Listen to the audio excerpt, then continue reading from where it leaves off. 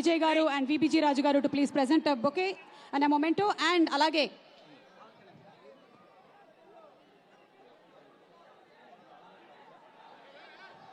Thank you.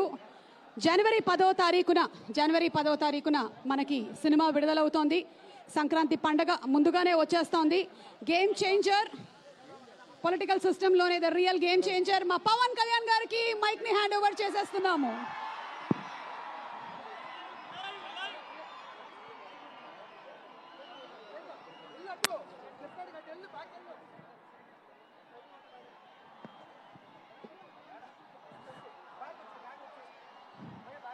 Rajahmundry నగరంకి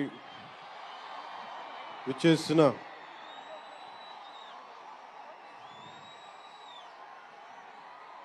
cinema అభిమానులందరికీ, తెలుగు హీరోల అభిమానులందరికీ, ప్రత్యేకించి రామ్ చరణ్ గారి అభిమానులందరికీ నా హృదయపూర్వక నమస్కారం. ఇక్కడికి విచ్చేసిన ఆసీనులైన విశిష్ట అతిథులందరికీ మనస్ఫూర్తిగా నా హృదయపూర్వక నమస్కారాలు. ఆంధ్రప్రదేశ్ నలుమూలల నుంచి విచ్చేసిన ప్రజానీకానికి నా హృదయపూర్వక నమస్కారాలు. దీనిని ప్రసార మాధ్యమాల్లో చూస్తున్న ఆశేష ప్రజానీకానికి కూడా నా హృదయపూర్వక నమస్కారాలు. పత్రికాధిపతులకి, పాత్రికేయులకి, యూట్యూబ్ ఛానల్స్కి, అన్ని సోషల్ మీడియా వీక్షిస్తున్న ప్రతి ఒక్కరికి కూడా నా హృదయపూర్వక నమస్కారం. అలాగే పవన్ కళ్యాణ్ అభిమానులకు కూడా నా హృదయపూర్వక నమస్కారం.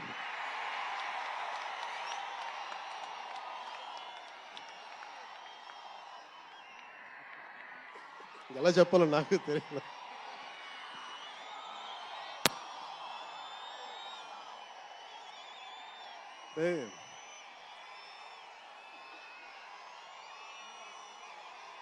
ఎక్కడి నుంచి వచ్చామో మర్చిపోకూడదు కదా.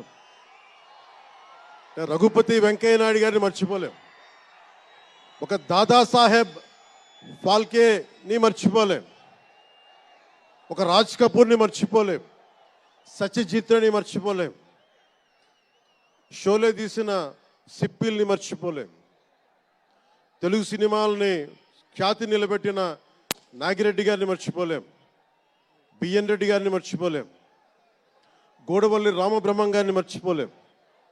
ఈ రోజున ఇంతమంది వేదిక పైన శంకర్ గారు లాంటి నిష్ణాతులు మహానుభావులు ఉన్నారు అంటే, సూర్య గారు లాంటి నటుడు దర్శకులు ఉన్నారంటే మేము మూలాలు మర్చిపోకూడదు. తెలుగు చిత్ర పరిశ్రమ పెద్దలందరికీ గుర్తు చేసుకుంటూ, తెలుగు జాతికి పేరు తెచ్చిన ఎన్టీ రామారావు గారికి మనస్ఫూర్తిగా ఆయనని గుండె లోతుల్లోంచి ఆయనకి స్మరించుకుంటూ, అలాగే పవన్ కళ్యాణ్ ఉన్నా, రామ్ చరణ్ ఉన్నా, ఏ హీరోలు ఉన్నా కానీ దానికి మూలం మెగాస్టార్ చిరంజీవి గారు. మీరందరూ గేమ్ చేంజర్ అనొచ్చు, ఓజీ అనొచ్చు. ఆ మూలాలు ఎక్కడో మారుమూల ఒక చిన్న పల్లెటూరులో, కుగ్రామంలో, మొగల్తూరు అనే కుగ్రామంలో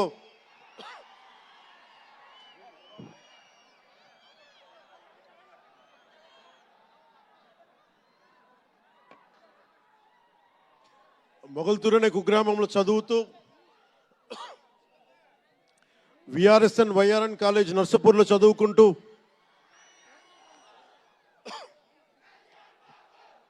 ఇవన్నీ ఇలాంటిదే మీరు అనాలంటే ఆద్యుడు ఆయనే.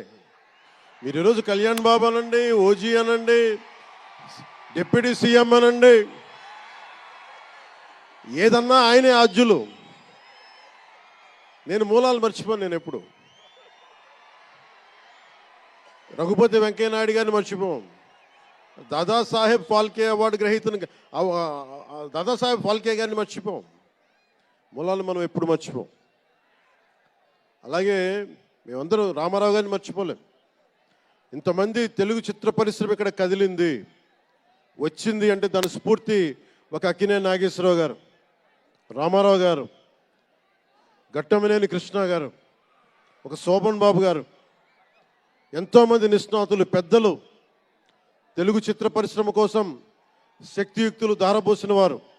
వారందరికీ మనస్ఫూర్తిగా హృదయం నుంచి ఒక నటుడిగానే కాదు, ఆంధ్రప్రదేశ్ డిప్యూటీ సీఎంగా కూడా మనస్ఫూర్తిగా వారికి నమస్కారాలు తెలియజేసుకుంటా ఉన్నాను.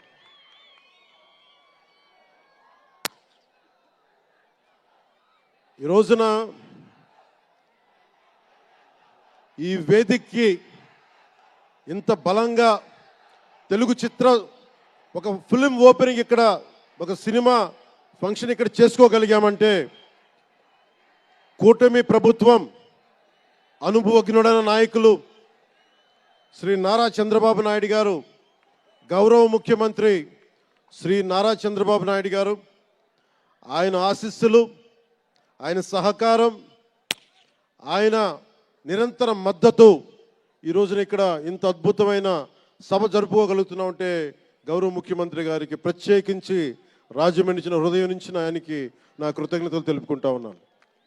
అలాగే ఒక ఫంక్షన్ చేస్తున్నామంటే హోమ్ మినిస్టర్ అనిత గారికి కూడా నా హృదయపూర్వక ధన్యవాదాలు తెలియజేసుకుంటా ఉన్నాను. స్టేట్ డీజీపీ గారికి నా హృదయపూర్వక ధన్యవాదాలు. జిల్లా ఎస్పీ గారికి, జిల్లా అధికార యంత్రాంగానికి, జిల్లా కలెక్టర్ గారికి, ప్రతి ఒక్కరికి పేరు పేరున గత 2 రోజులుగా 4 రోజులుగా కష్టపడి మన పర్మిషన్స్ అన్ని ఇచ్చి ఈ సభను విజయవంతం చేసే నేపథ్యంలో కష్టపడిన ప్రతి ఒక్క అధికారులందరికీ కూడా ప్రత్యేకించి ధన్యవాదాలు. అలాగే వేదిక పైన ఉన్న శ్రీ కందులు దుర్గేష్ గారికి, గౌరవ మంత్రివర్యులు పిడుగు హరిప్రసాద్ గారు, ఎమ్మెల్సీ, మమ్మల్ని ఇన్ని రకాలుగా ఆయన, మీకు తెలుసు కదా గోరట్ల బుచ్చి చౌదరి గారి గురించి, ఆయన్ని పట్టు విడవరు ఆయన, మనం వదలాల్సిందే పట్టు. అలాంటి గోరంట్ల బుచ్చయ్య చౌదరి గారికి మనస్ఫూర్తిగా నా హృదయపూర్వక నమస్కారాలు. అలాగే యువరక్తంతో రాజమండ్రి రాజకీయాల్లో ప్రజలకి నిరంతరం సేవ చేద్దామని చేస్తే ఆదిరెడ్డి వాసు గారికి నా హృదయపూర్వక నమస్కారాలు. అలాగే నిరంతరం గత పాలనలో ఒత్తిళ్లు ఎదుర్కొని బలంగా నిలబడ్డ రాజనగరం ఎమ్మెల్యే శ్రీ బత్తుల బలరామకృష్ణ గారికి, అలాగే కె శ్రీనివాసరావు గారికి, గౌరవ ఎమ్మెల్యే, వారికి నా హృదయపూర్వక నమస్కారాలు. అలాగే Kakinada urban development authority chairman Shri Tummala Babu గారికి నా హృదయపూర్వక నమస్కారాలు.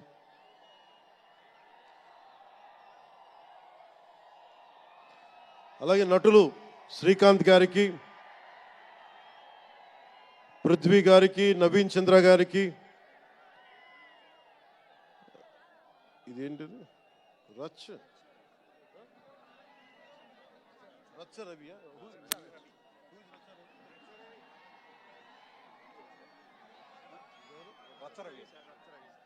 రచ్చ రవి గారికి, రామ్ జోగయ్య శాస్త్రి గారికి, కాసరాల శ్యామ్ గారికి, అనంత్ శ్రీరామ్ గారికి, బుర్రా సాయి మాధవ్ గారికి, ఇక్కడ ఉన్న అంజలి గారికి, అలాగే మ్యూజిక్ డైరెక్టర్ తమన్ గారికి, నాకు చాలా తక్కువ సినిమాలు నేను థియేటర్కి వెళ్ళేవాడిని. మన శంకర్ గారు తీసిన సినిమా చెన్నైలో, తమిళ్లో జెంటిల్మెన్ సినిమా, నేను టికెట్ కొనుక్కొని థియేటర్కి వెళ్ళి ఆ రోజు నేను ఇంకా యాక్టర్ కూడా అవుతాను, అసలు రాజకీయాలు పక్కన పెట్టి యాక్టర్ అవుతానో లేదో అని ఆలోచనలో ఉన్నప్పుడు ఆయన సినిమాని నేను కూడా టికెట్ కొనుక్కొని బ్లాక్లో ఆయన సినిమాకి వెళ్ళాను, శంకర్ గారి జెంటిల్మెన్ సినిమాకి. అలాగే ప్రేమికుడికి కూడా ఎవరు లేక తోడుకి మా అమ్మమ్మని తీసుకెళ్ళాను ప్రేమికుడి సినిమాకి. ప్రేమికుడి సినిమా అమ్మో என்ன சொல்லுவாங்க పార్టీயோடு పోయిటానే. అంటే అలాంటి అందరినీ అన్ని వయసుల వాళ్ళని కూడా ఆకట్టుకునే సినిమా, ఎంటర్టైన్మెంట్తో పాటు ఒక సోషల్ మెసేజ్ ఉన్న సినిమాలు ఆయనవి. అలాంటి మంచి సినిమాలు భారతదేశంలో ఈ రోజున చరణ్ గారు కానీ, రాజమౌళి గారు కానీ, జూనియర్ ఎన్టీఆర్ కానీ వీరందరూ విఖ్యాతిగా మన ప్రపంచ వ్యాప్తి ఖ్యాతి ఉన్న రావటం అనేది దానికి ఆద్యులు కొద్దిమంది డైరెక్టర్స్ ఉన్నారు, ముఖ్యంగా దక్షిణాది నుంచి. దాంట్లో చాలా కీలకమైన వ్యక్తి శంకర్ గారు. శంకర్ గారు ఈ రోజున భారతదేశం మొత్తం తెలుగు చిత్ర పరిశ్రమ వైపు చూస్తుంది అంటే తమిళనాడు నుంచి వచ్చి తెలుగులోకి డబ్బై ఆ సినిమాని తెలుగు ప్రేక్షకులు ఇది తమిళ సినిమా కాదు తెలుగు సినిమా అని చెప్పి గుండెల్లో పెట్టుకొని ఆదరించారు. అంత గొప్ప సినిమాలు తీశారు శంకర్ గారు. నేను ఎప్పుడు అనుకునేవాడిని శంకర్ గారు తెలుగులో కూడా తీయచ్చు కదా డైరెక్ట్ తెలుగు ఫిల్మ్ అంటే. ఆయన ఈ విధంగా గేమ్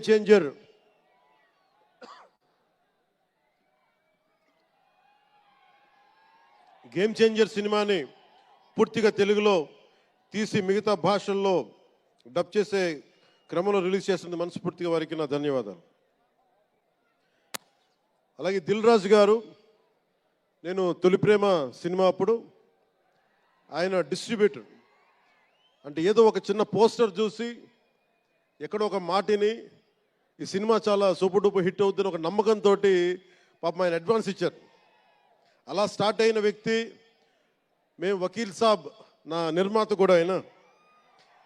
ఎలాంటి నిర్మాత అంటే నేను బాగా కష్టాల్లో ఉన్నప్పుడు డబ్బులు లేవు నా దగ్గర, పేరు ఉంది కానీ డబ్బులు లేవు, మార్కెట్ ఉందో లేదో తెలియదు. అలాంటి పరిస్థితుల్లో వచ్చి వకీల్ సాబ్ అనే సినిమా నాతో తీసి ఈరోజు జనసేన పార్టీ నడపడానికి ఇంధనంగా పనిచేస్తుంది వకీల్ సాబ్ సినిమా. దాని నిర్మాత దిల్ రాజు గారు. సో మనస్ఫూర్తిగా వారికి నా ధన్యవాదాలు. అలాగే రామ్ చరణ్,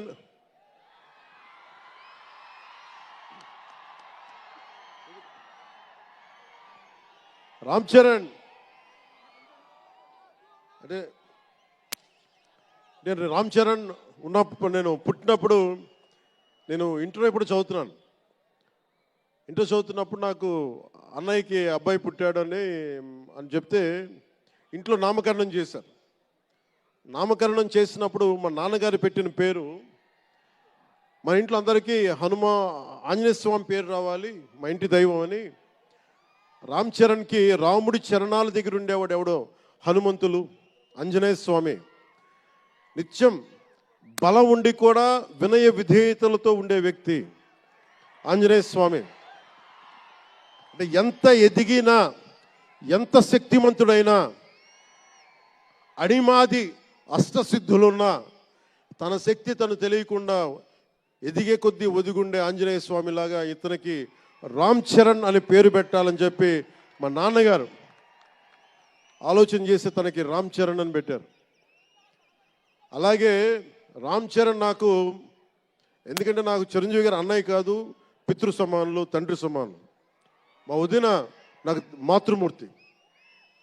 సో నాకు రామ్ చరణ్, నేను బాబాయ్ వీటన్నిటికంటే కూడా నాకు ఎప్పుడు ఒక తమ్ముడు.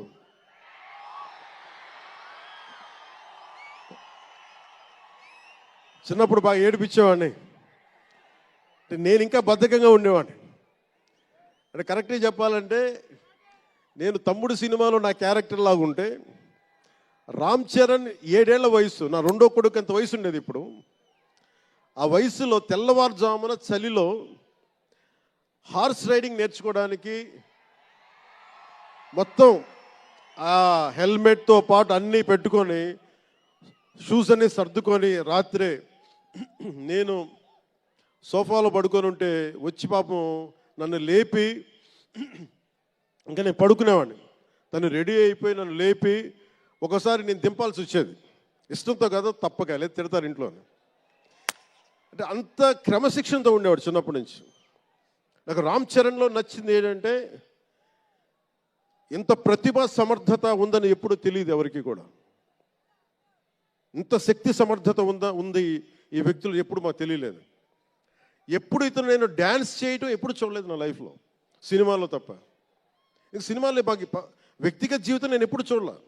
అసలు మ్యూజిక్ వేస్తే కాలు కూడా ఆడించడు, కానీ అంత అద్భుతమైన డాన్సర్. అలాగే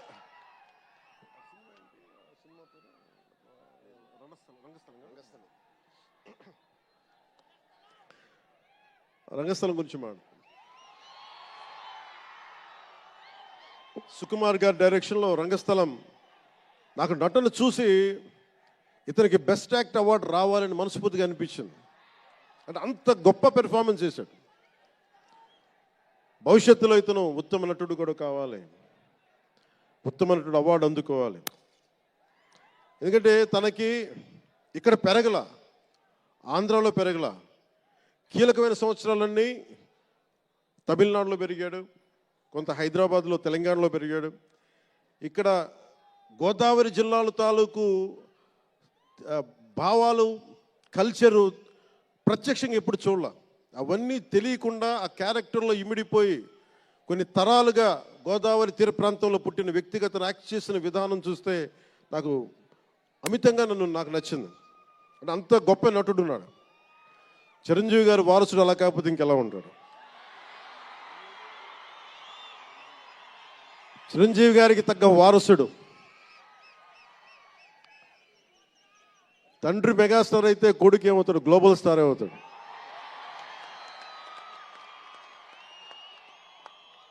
చిరంజీవి గారిని ఎందుకు అంటే ఎక్కడ గుర్తు పెట్టుకోవాలంటే, అంటే నాకు మా అన్నయ్య అంటే ఎందుకు గౌరవం, మొన్న కూడా ఇంట్లో అప్పుడప్పుడు చెప్తా ఉంటాం. ఆయన ఒక మొగల్తూరు నుంచి వచ్చిన వ్యక్తి, ఎవరు ఆధారం లేరు. మీరు ఇంతమంది లక్షల మంది ఇక్కడ ఉన్నారు, జనం, ప్రజలందరూ ఉన్నారు. మనకి ఎవరో ఒకళ్ళు ఉండాలి అని అనుకోకర్లా. మీకు మీరే ధైర్యం. మీరు అనుకుంటే మీరు సాధిస్తారు. గుండె లోతుల్లో నుంచి నేను సంకల్ప బలం ఉండి దానికి తగ్గ పట్టుదల, కార్యదక్షత ఉంటే మెగాస్టార్ చిరంజీవి గారిలాగా ఎలా సాధించగలరో ప్రతి ఒక్కరూ మీరు కోరుకున్న దాంట్లో సాధించగలరు. అంటే ఆయన ఒక్కడు పెరిగి మా అందరికీ ఆశ్రయం ఇచ్చాడు, ఊతం ఇచ్చాడు. ఆయన ఊతం వల్లే నేను ఈ రోజున మీ అందరికీ కూర్చొని మారుమూల ప్రాంతాల్లో భయపడడానికి, అందరూ భయపడే రోడ్లకి వెళ్ళగలుగుతున్నాను, రోడ్లు వేయడానికి. అంటే ఆ మూలాలు చిరంజీవి గారు మాకు నేర్పించినాయి. అంటే ఇది ఎందుకు చెప్తున్నానంటే, నేను చిరంజీవి గారిని ఎంత కష్టపడేవారు ఆయన కష్టపడి బయటికి వచ్చి ఇంటికి వస్తే నేను అర్ధరాత్రి పూట వెయిట్ చేసేవాడిని అక్కడ సోఫాలో పడుకున్నాను హాల్లో. మా అన్నయ్య గారు ఎప్పుడు వస్తారు, ఆయన ఎంత కష్టపడేవారంటే కనీసం వచ్చి షూలు ఇప్పుకోవడానికి అసలు శక్తి ఉండేది కాదు. అలిసి సొలిసి ఒళ్ళు కుమిలిపోయి, అంటే ఏమంటుందని అసలు కందిపోయి దెబ్బలు తిని, ఎందుకంటే అప్పుడు సేఫ్టీ మెకానిజం లేదు. మన గుండా షూటింగ్ టైంలో మన ఏదో అనకాపల్లి వెళ్తుంటే ఇక్కడే చిరంజీవి గారు చేశారు, ఎవరు ఆయన సన్నిహితులు చెప్తా ఉంటే, ఆ పడిపోయి ట్రైన్ కింద యాక్సిడెంట్లో కాలు ఫ్రాక్చర్ అయ్యి, అలాంటి ఒక సేఫ్టీ లేని పరిస్థితులు ఆయన చేస్తూ ఇంటికి వచ్చేటప్పటికి మాకు చేయగలిగేది ఏంటంటే, మాకు గిల్టీగా ఉండేది.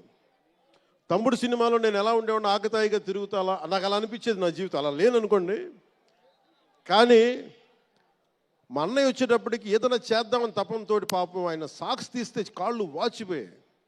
ఆ షూ కూడా వచ్చేది కాదు, చెమటతో తడిచిపోయేది. ఆయన షూలు తీసి ఆయన పాదాలు తుడిచి అది చేస్తే మాకు ఒక చిన్నపాటి ఉపశాంతి మాకు లభించేది. ఎందుకంటే ఇంత కష్టపడుతున్నాడు ఇంతమంది కోసం అనేది. అంటే అలాంటి కష్టాన్ని చూసి పెరిగాడు రామ్ చరణ్. అందుకే ఎందుకు ఆయన గురించి చెప్తున్నానంటే, మేము ఎప్పుడూ దీన్ని అహంకారంగా తీసుకోవాలి. మెగా అభిమానులు ఇలాంటి పదాలు మేము ఎందుకు మాట్లాడమంటే, ఇక్కడ అందరి హీరోల అభిమానులు ఉన్నారు. జూనియర్ ఎన్టీ, మీరు అందరు సినిమాలు చూస్తారు. రామ్ చరణ్ ఒక సినిమాని ఎక్కువ ఇంకొక హీరోని ఇష్టపడచ్చు, ఒక హీరోని ఎక్కువ ఇష్టపడచ్చు. జూనియర్ ఎన్టీఆర్ గారిని ఇష్టపడతారు, అల్లు అర్జున్ గారిని ఇష్టపడతారు. అలాగే ఒక ప్రభాస్ గారిని ఇష్టపడతారు. ఇంకా హీరోస్ పేర్లు అందరూ చెప్పి ఒకసారి మర్చిపోయి. ఘట్టం నేను మహేష్ గారిని ఇష్టపడతారు. అంటే నేను ఎందుకు అందరి హీరోల, క్షమించాలి, అందరి హీరోల అభిమానులని పేరు పేరున నేను సమయం తక్కువ ఎక్కువ మంచి అందరి హీరోలు పేరు పేరున చెప్తున్నాను. చిన్న చిత్తగా అట్లని చెప్పట్లా. ఎవరైనా సరే, ఏ స్థాయి హీరోలైనా సరే వారు ప్రత్యేకించి అభిమానులు ఉంటారు. నాని గారు ఉన్నారు, ఆయనకి ప్రత్యేకించి మా ఇంట్లో చాలామంది అభిమానులు ఉన్నారు. మా సిస్టర్ చాలా నచ్చుతారు మా చెల్లికి నాని గారి సినిమాలు. ఇలాగా మా ఇంట్లో అందరికి కూడా మాకు మా చిరంజీవి గారు మాకు నేర్పించింది ఒక హీరోని ద్వేషించే పని మాకు ఎప్పుడు మాకు తెలియదు. మాకు చిన్నప్పటి నుంచి మా జీవితంలో కళమా తల్లి సాక్షిగా చెప్తున్నాం, ఎప్పుడు కూడా మా ఇంట్లో ఈ హీరో సినిమా పోవాలి, మేము ఉండాలి, మా ఇంట్లో ఎప్పుడు లేదు. అసలు ఆ సంస్కృతి మా ఇంట్లో లేదు. అందుకు మేము అందరం బాగుండాలని కోరుకుంటాం. ఎందుకు బాగుండాలని కోరుకుంటామంటే సర్వే జనం సుఖినో భవంతు అని చెప్పి మా నాన్న నేర్పించిన ఇది మాకు సంస్కృతి. అది వాళ్ళే మేమే బాగుండాలి, వాళ్ళు బాగుండకూడదు అనుకుంటే ఎకానమీ తిరగాలి, అందరి దగ్గర డబ్బులు ఉండాలి, అందరూ బాగుండాలని కోరుకుంటాం. అలాంటి పరిస్థితుల్లో అలాంటి వాతావరణంలో పెరిగాం. రామ్ చరణ్ అలాంటి వాతావరణంలో పెరిగిన వ్యక్తి. నాకు చాలా గర్వంగా ఉంటుంది, చాలా ఆనందంగా ఉంటుంది. అతని హార్స్ రైడింగ్ చూస్తే మటుకు నాకు చాలా అసూయ వస్తుంది. నాకు చాలా తక్కువ సందర్భాల్లో నాకు అసూయ వస్తాయి. మొన్న ఈ మధ్యన అరకుకి వెళ్ళినప్పుడు గిరిజన ప్రాంతాల్లో ఉన్న సోదరులను చూసి ఆ పచ్చని చెట్ల మధ్య వాళ్ళ జీవన విధానాన్ని చూసి నాకు అసూయ వచ్చింది. అలాంటి అసూయ రామ్ చరణ్ చూస్తే నాకు మగధీరలు అనిపించింది. ఎంత అద్భుతంగా చేస్తున్నాడు అతను. చిన్నప్పుడు నేను కూడా నేర్చుకొని ఉంటే, ఇలా ఇంట్లో కూర్చొని కాళ్ళు బారజాపుకొని కూర్చోకుండా, పుస్తకాలు కాకుండా ఇంకేదైనా చేస్తుంటే నేను ఇంత అద్భుతంగా చేసేవాడిని అనిపించేది. ఆ పట్టుదలతోటి నాకు హార్స్ రైడింగ్ నేర్చుకోలేదు జీవితంలో. ఇప్పుడు గబ్బర్ సింగ్ సినిమాకి నాకు హార్స్ రైడింగ్ పెట్టారు. అందరూ ఏమనుకున్నారంటే పవర్ స్టార్ అంటే అన్నీ వచ్చేసి అనుకున్నారు. నాకు తెలియదు అవన్నీ. హార్స్ రైడింగ్ అని చెప్పారు, ఓకే అని గుర్రం చూపించారు నాకు. అది కచ్ రాష్ట్రం గుజరాత్లో. గుర్రం దగ్గరికి వెళ్ళా, సార్ ఏం లేదు దౌడు తీసుకుంటే గ్యాలప్ మీద వచ్చేయాలంటే, ఓకే షూర్ అన్నాను, డెఫినెట్గా వచ్చేస్తానన్నా. కింద పడితే ఏమవుతానో నాకు తెలియదు. సార్ నాకు ఒకటి తెలుసు, తెగింపు తెలుసు. గుర్రం దగ్గరికి వెళ్ళి చెప్పా, దానికి చెవిలో చెప్పాను, నాకు హార్స్ రైడింగ్ రాదు. వీళ్ళందరూ నన్ను ఎక్స్పెక్ట్ చేస్తారు నేను చాలా గొప్ప హార్స్ రైడర్ అని. అంటే హీరో అంటే అన్నీ తెలియాలనుకుంటారు. నాకు తెలియదు హార్స్ రైడింగ్. దానికి ఒక పంచదార ముక్కను చిన్న క్యారెట్ పెట్టా, జాగ్రత్తగా తీసుకెళ్ళి నాకు వదిలేవాను. పాపం ఆ గుర్రం అది నన్ను ఎంత అద్భుతంగా తీసుకెళ్ళిందంటే, అది మీరు చూసారు ఆ సీన్లో. నేను అందరినీ మోసం చేశాను ఆ సినిమాలో. నాకు హార్స్ రైడింగ్ రాకుండా సినిమా వరకే హార్స్ రైడింగ్ వచ్చినా కదా. అలాంటి అంటే నాకు ఇది మాకేంటంటే, మాకు సినిమాల్లో చూసినవన్నీ నాలాగా కాకుండా అన్నీ చాలా సుశిక్షితమైన ఒక నేర్చుకున్న వ్యక్తి ఇతను రామ్ చరణ్. ఒక డ్యాన్స్ కానీ, ఎక్కడో ఇంగ్లాండ్కి వెళ్ళి అక్కడ డ్యాన్స్ ఇన్స్టిట్యూషన్స్లో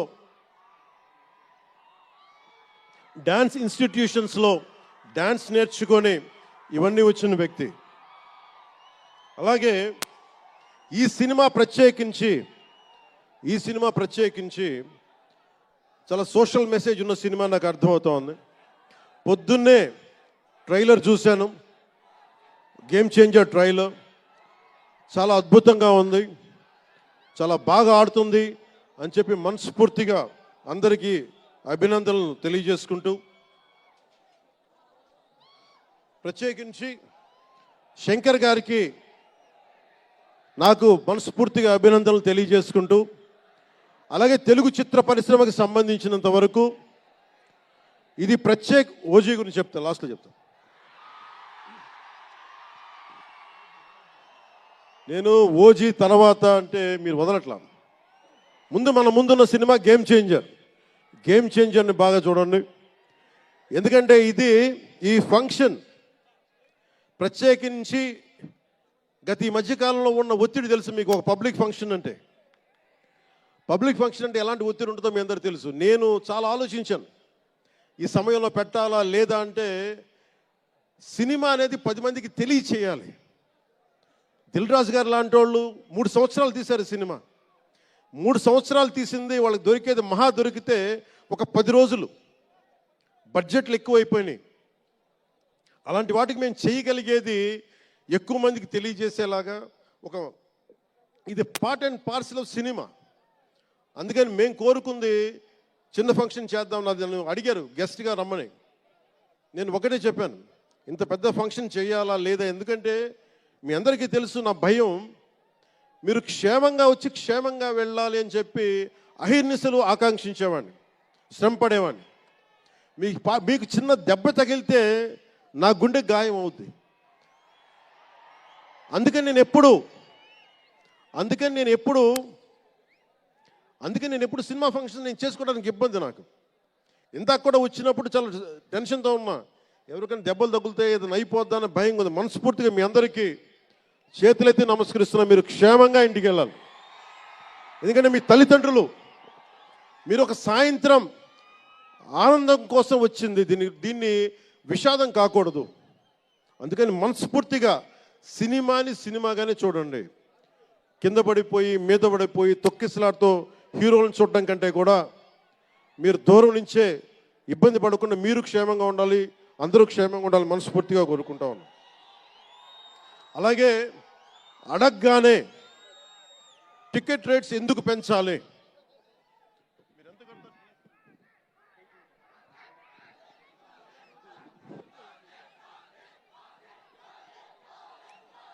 టికెట్ రేట్స్ ఎందుకు పెంచాలి అని చాలామంది అడుగుతూ ఉంటారు.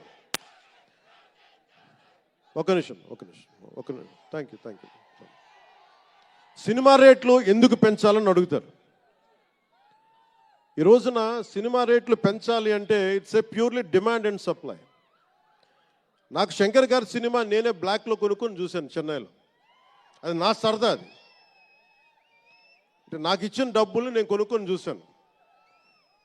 ఇప్పుడు ఆ బ్లాక్లో వెళ్ళే డబ్బు ఎవరికి వెళ్ళిపోద్ది.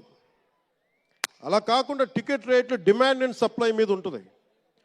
అలాంటి డబ్బులు పెరిగితే మీరు ఇష్టపడి మీ హీరోకో ఏదో ఇష్టమైన సినిమాకో మొదటి రోజే చూడాలనుకుంటారు. That's a demand. అందుకని ఎందుకు ఇంతంటే బడ్జెట్స్ పెరిగిపోయినాయి. తెలుగు సినిమా మొత్తం ప్రపంచపరంగా వెళ్తూ ఉన్నాయి. దీనికి డబ్బులు కావాలి అంటే పెట్టుబడులు కావాలి. మార్కెట్స్ పెరిగినాయి. అలాగే పెరిగిన ప్రతి రూపాయికి 18% జిఎస్టీ కడతాం. ప్రభుత్వానికి ట్యాక్స్ వస్తుంది.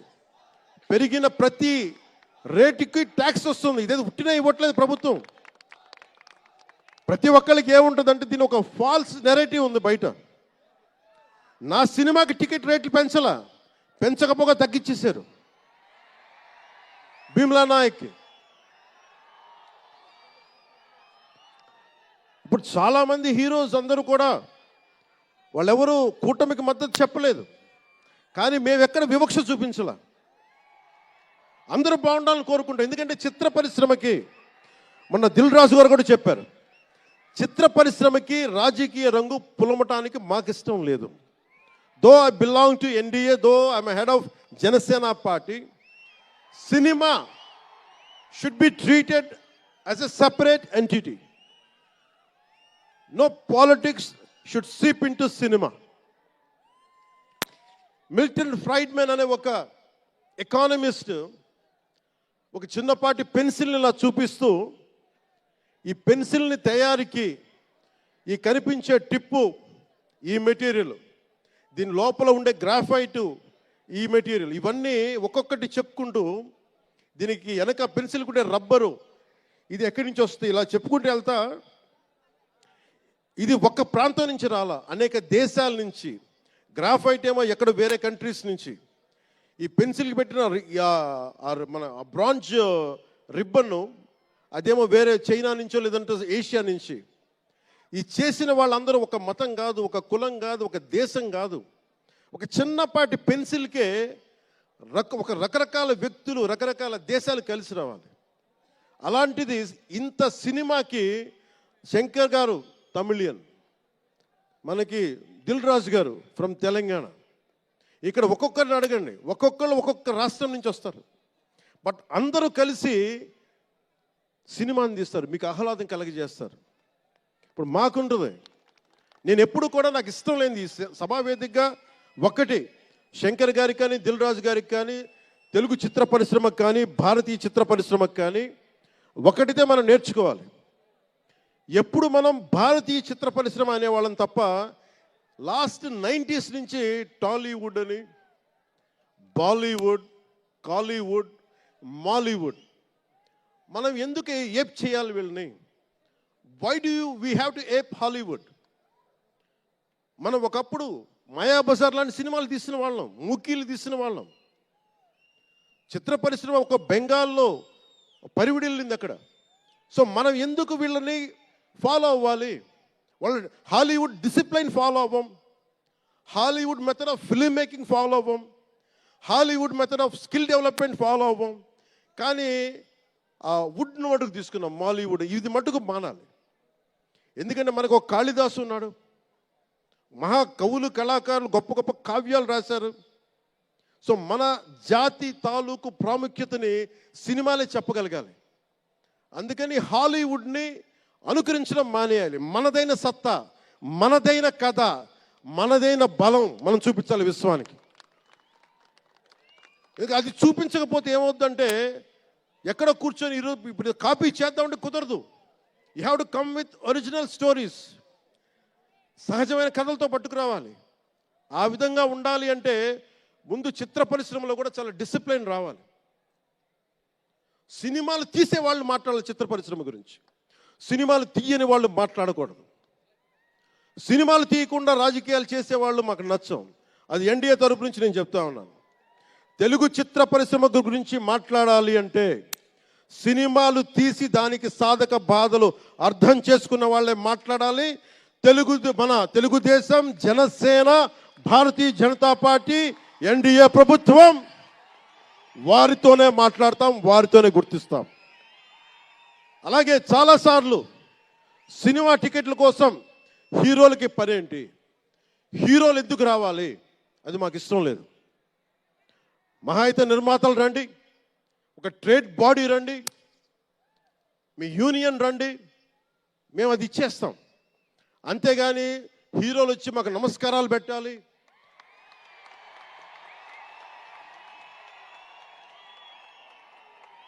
అంత ఒక లో లెవెల్ వ్యక్తులం కాదు మేము. దీన్ని ఎక్కడి నుంచి నేర్చుకున్నాం? స్వర్గీయ నటరత్న ఎన్టీ రామారావు గారి దగ్గర నుంచి నేర్చుకున్నాం. మహానటుడు, ఆయనని ఎంతమంది విమర్శించినా, కోటా శ్రీనివాసరావు గారు విమర్శించినా, ఆయన ఎప్పుడన్నా యాక్ట్ చేస్తే ఆయనతో పాటు ఏం బ్రదర్ బాగున్నారు అని చెప్పి చాలా గుండెలు నిండుగా పలికే వ్యక్తి మహానుభావుడు ఎన్టీ రామారావు గారు. ఇంత తెలుగుదేశం పార్టీ ఎన్టీ రామారావు అన్నిసార్లు ముఖ్యమంత్రిగా ఉన్నప్పుడు కూడా ఎప్పుడు ఘట్టంలేని కృష్ణ గారు కాంగ్రెస్లో ఉండి కూడా కనిపిస్తే ఇద్దరు ఆప్యాయంగా మాట్లాడుకునే వాళ్ళు. ఎన్టీ రామారావు గారు ఎప్పుడు వివక్ష చూపించాల. ఇది చిత్ర పరిశ్రమ తాలూకు ఔన్నత్యం. అది అదే ఔన్నత్యాన్ని మేము కొనసాగిస్తున్నాం, అదే మేము కోరుకుంటా ఉన్నాం. అంతేగాని గతం ప్రభుత్వంలో లాగా మీరు అభిమానించే మెగాస్టార్ చిరంజీవి గారు లాంటి వారిని కానీ, బాహుబలి ప్రభాస్ గారిని కానీ, మహేష్ గారిని ప్రిన్స్ మహేష్ అంటారు కదా, మహేష్ గారిని కానీ, ఇంకెవరిని వెళ్ళారా, ఇంకెవరు వెళ్ళినా కానీ మేము ఇవన్నీ ఎందుకు చేయట్లేదంటే మాకు సినిమా పరిశ్రమ మీద గౌరవం ఉంది. నారా చంద్రబాబు నాయుడు గారు ఇప్పటికి 4వ ముఖ్యమంత్రి. ఆయన 3 సార్లు కానీ 4 సార్లుగా ముఖ్యమంత్రి ఉన్న ఈ సమయంలో ఎప్పుడు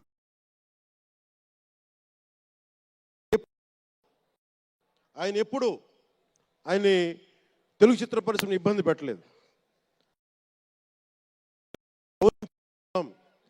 ఇక్కడున్న చిత్ర పరిశ్రమ కోసం, సినిమాల కోసం పరితపించే కథల కోసం మనం వెనకాడతాం. మన కథలు కావాలి. సినిమా జీవితంలో లేని సినిమాలో వెతుక్కుంటాం. మనం జీవితంలో దొరకని న్యాయాన్ని సినిమాలో న్యాయం దొరికితే తృప్తి పడతాం. ఒక్కటి సినిమా తీస్తే ఎందుకు చూస్తాం మనం? శంకర్ గారి డైరెక్షన్లో అరే మన జీవితంలో మన ముఖ్యమంత్రి ఇలా ఉంటే బాగుంటుంది అనుకుంటాం. ఆ కథని, ఆ భావాన్ని సినిమాగా తెరకెక్కిస్తే అది బాగుంటుంది. ఒక శివాజీ సినిమా ఎదురు తిరిగితే ఎలా ఉంటుంది, ప్రత్యామ్నాయంగా రాజు చేస్తే ఎలా ఉంటుంది ఒక శివాజీ. ఇలాంటి సినిమాలన్నీ కూడా మనకి నిజ జీవితంలో జరగనివి. మనం ఒక అట్లీస్ట్ సినిమా ప్రపంచంలో చూస్తే ఒక తృప్తి ఉంటుంది.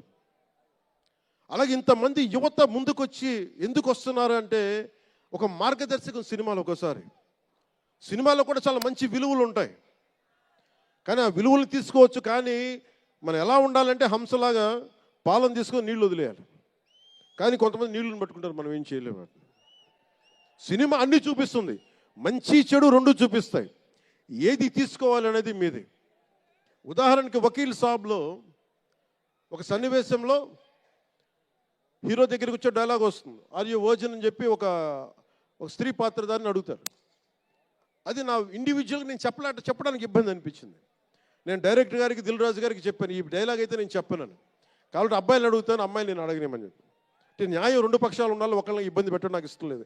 ఇది సెన్సిబిలిటీస్ కూడా ఫిలిం టెక్నీషియన్స్ కానీ, డైరెక్టర్స్ కానీ, యాక్టర్స్ కానీ, ఎందుకంటే హీరోలు చాలా పెద్ద ప్రభావం, మీరు దర్శకులు చాలా పెద్ద ప్రభావం, నిర్మాతలు చాలా పెద్ద ప్రభావం చూపిస్తారు. మీరు కేవలం డబ్బులు సంపాదించడమే కాదు, మీరు కొన్ని విలువలు చెప్తారు. ఒక రామ్ చరణ్ కోసం కానీ, ఒక శంకర్ గారి కోసం కానీ, దిల్ రాజు గారి ప్రొడక్షన్ అంటే ఎందుకు ఇంతమంది వస్తారు, ఇన్ని లక్షల మంది ఎందుకు వస్తారంటే ఏదో ఒక కనెక్ట్ ఉంది, దానికి ఒక బంధం ఉంది, దానికి ఏదో ఎదురు చూస్తాం ఒక సినిమా ద్వారా. ఒక RRRకి ఎందుకు అంత పరిగెడతాం సినిమా చూడటానికి, ఏదో ఎదురు చూస్తాం మనం. సో బాధ్యత తెలుగు చిత్ర పరిశ్రమకు కూడా మీరు సమాజాన్ని ఇంకొంచెం వినోదంతో పాటు ఆలోచింపజేసే సినిమాలు ఇవి కూడా రావాలని మనస్ఫూర్తిగా నేను మీ నుంచి ఆశిస్తా ఉన్నాను. మీరు ఎలాంటి సినిమాలు తీసినా ప్రజలకి ఆమోదయోగ్యంగా ఉండే సినిమాలు, ప్రజలకు విలువ నేర్పించే సినిమాలు మరిన్ని రావాలని మనస్ఫూర్తిగా కోరుకుంటూ, ఈరోజు పెరిగిన రేట్లు ఆంధ్రప్రదేశ్ ప్రభుత్వానికి ఆదాయం కూడా కేవలం అది నిర్మాతలకని అని అనుకోవడానికి లేదు. పెరిగిన ప్రతి రూపాయికి 18% GST వస్తుంది. అది ప్రజలందరికీ కూడా ఈ సందర్భంగా నేను తెలియజేస్తా ఉన్నాను.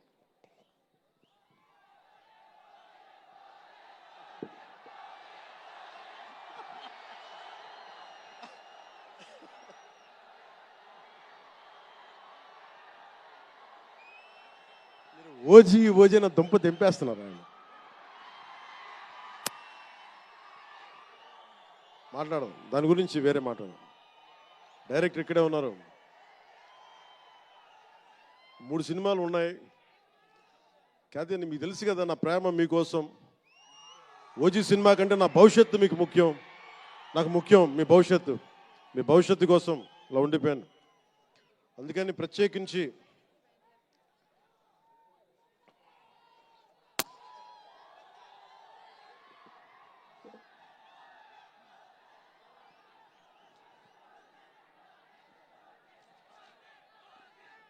మనం మాట్లాడుకుందాం. ఇది అంటే వేరే సినిమా గురించి, ఒక గేమ్ చేంజర్ అనే సినిమాకి వచ్చి మనం ఓజీ గురించి మాట్లాడుకోండి.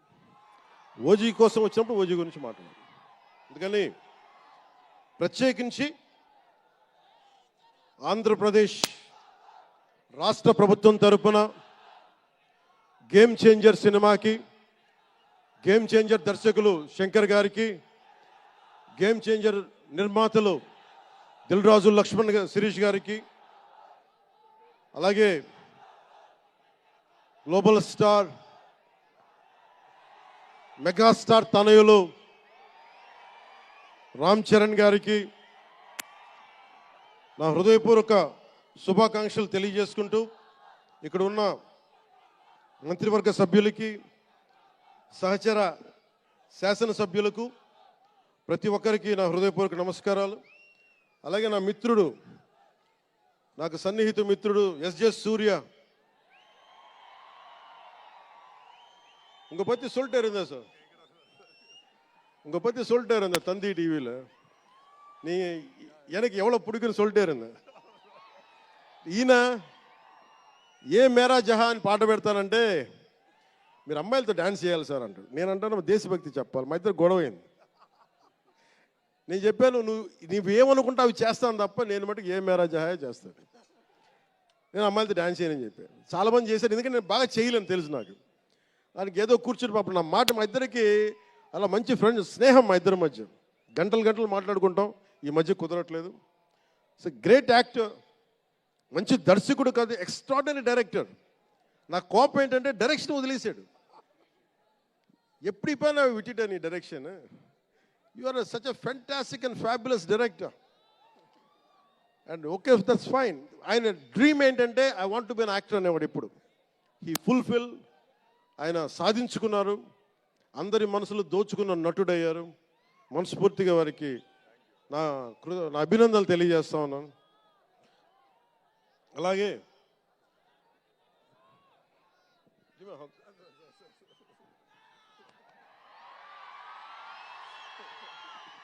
సో మీ అందరికీ మరోమారు ధన్యవాదాలు తెలియజేసుకుంటూ, all my best wishes to game changer.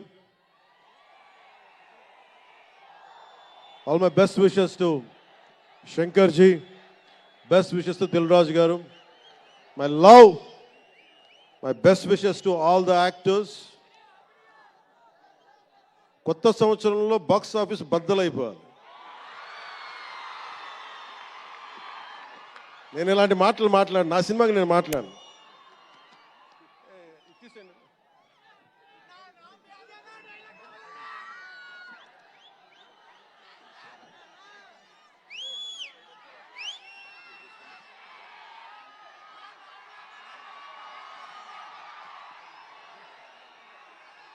మీరేం చేస్తారో తెలీదు.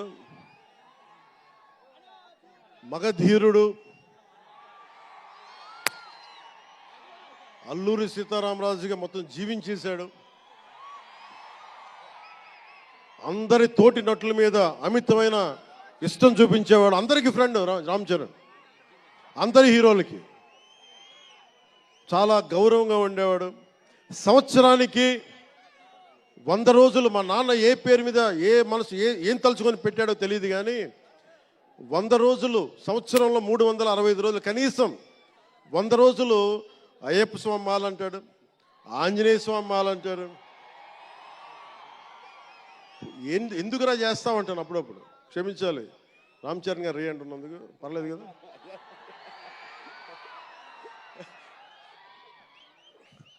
అంటే ఎందుకంటే నాకు బాధ్యత తప్పకుండా ఉండటానికి, నియంత్రించుకోవడానికి, అహంకారం రాకుండా ఉండటానికి.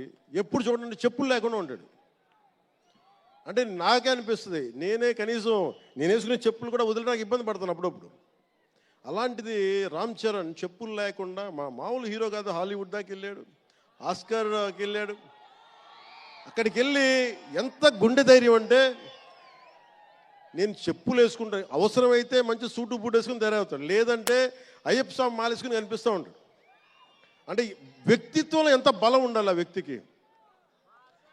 అందుకని అలాంటి రామ్ చరణ్ మంచి 16 అణాలు తెలుగువాడు, మా బంగారం. నా తమ్ముడు, ఒక తల్లికి పుట్టకపోయినా కానీ నా తమ్ముడు. ఎప్పుడు ఎదిగే కొద్దీ ఒదిగుండేవాడు. అతనికి మరింత విజయం కలగాలని, అద్భుత విజయాలు కలగాలని మనస్ఫూర్తిగా ఒక బాబాయ్గా కాదు, ఒక అన్నగా ఆశీర్వదిస్తున్నాను. I love you Ram Charan. I love you all.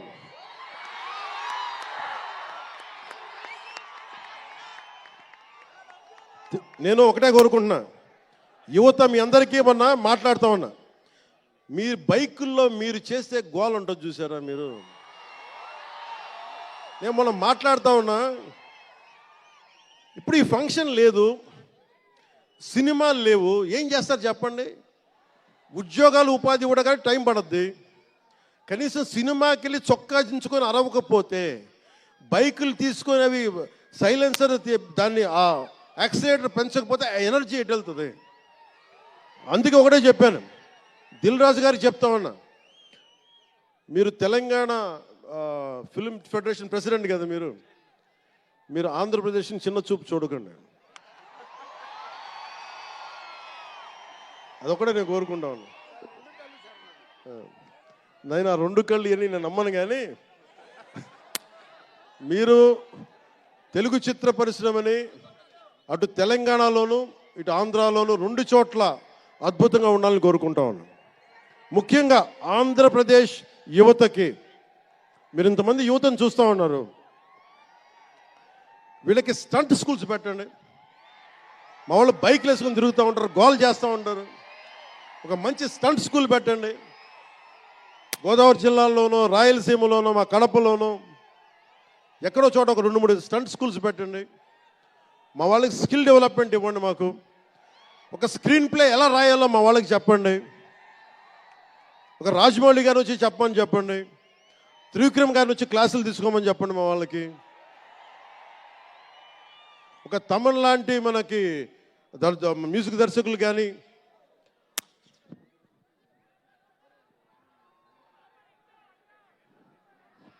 Keeravani గారు కానీ, అలాంటి వాళ్ళందరికీ వచ్చి వాళ్ళ స్కిల్ డెవలప్మెంట్ నేర్పించమని చెప్పండి.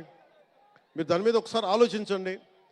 స్టూడియోలు పెట్టండి. ఇక్కడ కొంతమంది అసిస్టెంట్ డైరెక్టర్స్కి ఎలా ఉండాలి, డైరెక్టర్స్ కావాలంటే ఏం చేయాలి, 24 క్రాఫ్ట్స్లో ఒకళ్ళకి ప్రొడక్షన్ డిజైనింగ్ నేర్పించండి. మా వాళ్ళకి ప్రొడక్షన్ డిజైనింగ్ స్కూల్స్ పెట్టండి.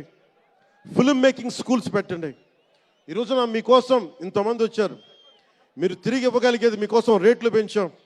ముఖ్యమంత్రి గారు మీకు అండగా ఉన్నారు, చంద్రబాబు నాయుడు గారు, మేమందరం మీకు అండగా ఉన్నాం. తెలుగు చిత్ర పరిశ్రమని మీ ద్వారా మేము కోరుకునేది, ఇంతమంది యువతున్నారు, వీరికి మీ ద్వారా కొంత ఉపాధి కల్పించండి. నేను సినిమాని మాట్లాడుతుంటే నేను టీవీని ఎప్పుడు వదలలేదు. టీవీ మీడియంని చిన్న తెర అనుకుని, చిన్న తెర పెద్ద తెర ఉండదు. తెర చిన్నదైనా పెద్దదైనా ఒకటే మాకు.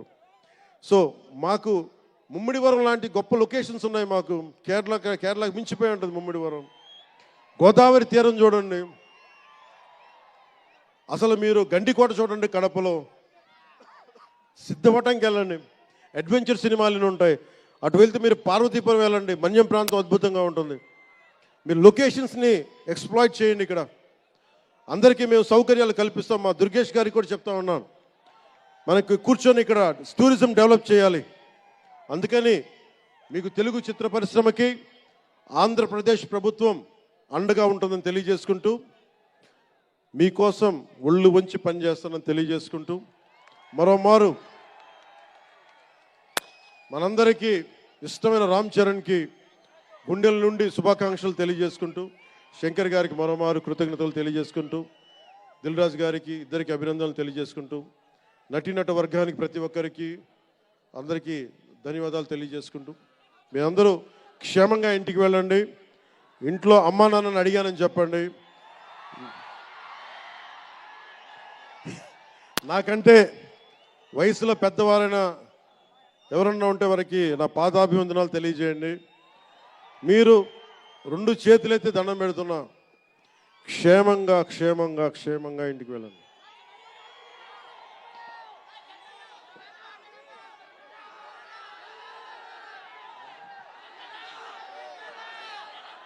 మీ అందరికీ మరోమారు ధన్యవాదాలు తెలియజేసుకుంటూ, తెలుగు తల్లికి దండాలు తెలియజేసుకుంటూ, మా తెలుగు తల్లికి పిఠాపురం మంచి సంతోషం.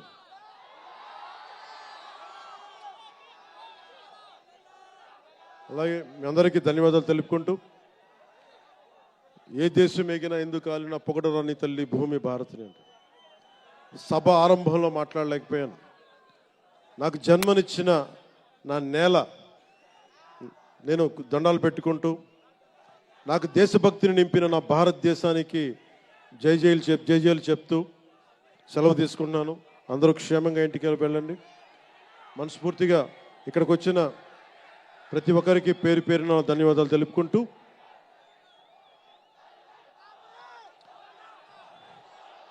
జై ఆంధ్ర, జై భారత్, జై హింద్.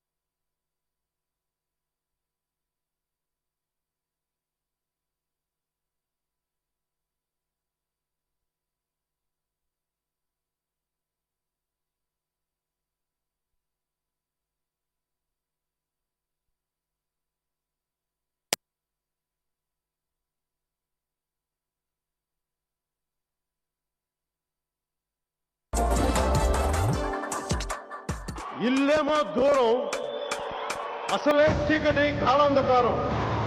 దానంతా గతుకులు, చేతిలో దీపం లేదు, కానీ గుండె నిండా ధైర్యం ఉంది. ధైర్యం ఉంది. ధైర్యం ఉంది.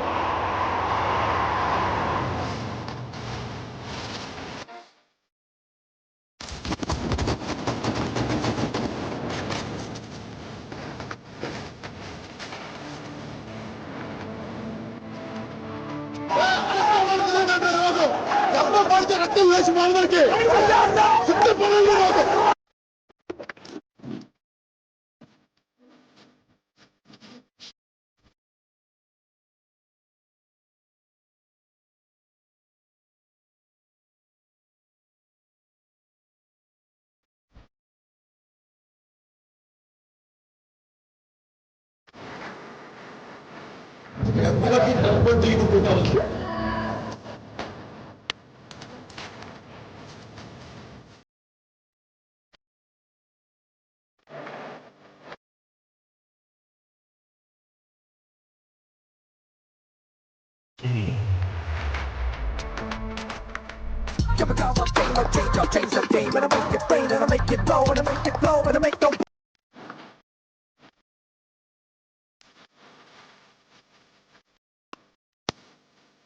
ఒక రోజున జనసేన పార్టీ భారతదేశంలో పతాకం ఎగరవేస్తుంది.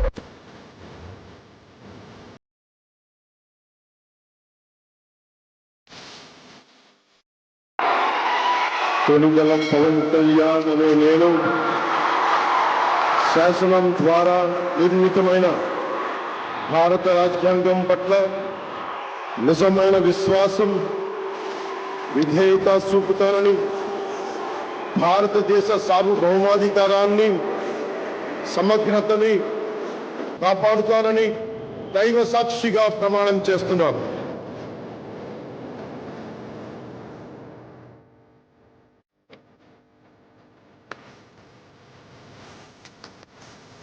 Seize the ship.